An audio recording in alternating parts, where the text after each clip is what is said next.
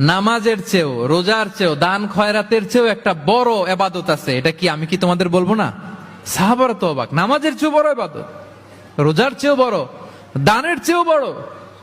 ক্বালু বালা ইয়া রাসূলুল্লাহ।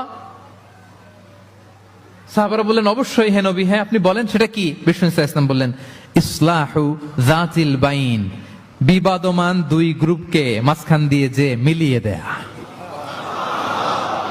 নামাজের চেয়েও বড়, রোজার চেয়েও, সাদাকার চেয়েও বড়, মিলায়া দেওয়া। আমরা মনে করি সেজদা দিতে দিতে কপালে দাগ ফেলে দিছি, এটাই তো বড় ইবাদত। এটা তো নিঃসন্দেহে বড় ইবাদত। আমরা মনে করি হজ করতে করতে শেষ করে ফেলতেছি, এটাই বড় ইবাদত। জিকির করতে করতে আমরা দিনরাত এক করে ফেলতেছি, এগুলো তো নিঃসন্দেহে ইবাদত। কিন্তু দুই ভাই বিবাদমান দুই গ্রুপের মধ্যে আপনি যদি মিলিয়ে দেন, এগুলো নফল রোজা, নফল দান, নফল সালাতের চেয়ে বেশি সওয়াবের কাজ। পড়েন সুবহানাল্লাহ।